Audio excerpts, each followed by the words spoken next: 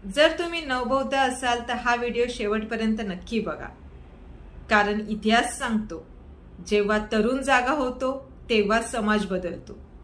नमस्कार, मी वैशाली शिंदे धम्मसेवक या यूट्यूब चॅनलमध्ये तुमचं मनापासून स्वागत करते. आज अत्यंत महत्त्वाच्या विषयावर बोलणार आहोत. आज बोलणार आहोत नवबौद्ध तरुणांच्या जबाबदाऱ्या या विषयावर.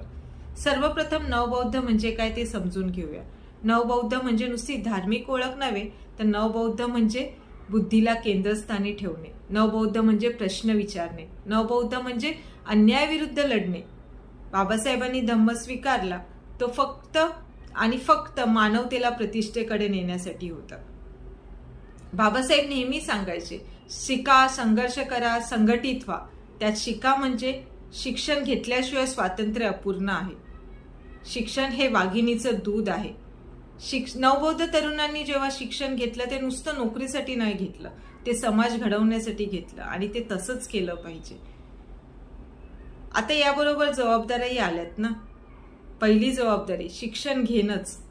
नुसती डिग्री नाही, तर गौतम बुद्धांनी, बाबासाहेब आंबेडकरांनी, महात्मा ज्योतिराव फुलेंनी भरपूर आपल्याला विचार दिलेत. त्या विचारातून आपण प्रगती केली पाहिजे. ते विचार वाचले पाहिजे. दुसरं आहे अंधश्रद्धेला पूर्णपणे नकार. धम्म अंधश्रद्धा तोडतो. विज्ञान, तर्क, मानवतेच्या आधारे दृष्टिकोन तुम्ही बदला. तिसरं, स्वाभिमानाने जगा. नवबौद्ध तरुण कधीच स्वतःला कमी लेखत नाही. तो नेहमी डोकं उंचवूनच राहतो.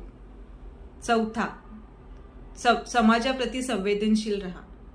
फक्त स्वतःपुरतं नका बघू, इतर समाजामध्ये काय चाललंय ते पण बघा. पाचवं, धम्म आचरणात आणा. धम्म आचरणात आणणं इतकं सोपं नाहीये. तो नुसतं भाषणात बोलून नाही चालणार. तो कृतीत आला पाहिजे, तो वाणीत आला पाहिजे, तो विचारात आला पाहिजे. धम्म म्हणजे भूतकाळ नाही, धम्म म्हणजे भविष्य घडवणारा मार्ग आहे. आजच्या सोशल मीडियाच्या जगात खूप गैरसमज पसरवणारे संदेश आहेत, दिशाभूल करणारे संदेश आहेत, काही चांगले संदेशही आहेत. नवबौद्ध तरुणांनी ठरवले पाहिजे की आपण काय केलं पाहिजे. आपण चांगले संदेश पोहोचवले पाहिजे समाजापर्यंत. बाबासाहेबांनी खूप जबाबदारीने धम्म स्वीकारला होता आणि तो आपणही तितक्याच जबाबदारीने स्वीकारला पाहिजे. जेव्हा नवबौद्ध तरुण जागा होईल तेव्हा समाज बदलेल आणि त्याबरोबर देशही बदलेल. जर हा विचार तुम्हाला उपयुक्त वाटला असेल तर व्हिडिओला लाईक नक्कीच करा आणि माझ्या यूट्यूब चॅनलला सबस्क्राईबही करा. पुन्हा भेटूया नवीन व्हिडिओमध्ये पुढील विषय घेऊन. तोपर्यंत सजग राहा, शांत राहा आणि विचारशील राहा. जय भीम, नमो बुद्ध.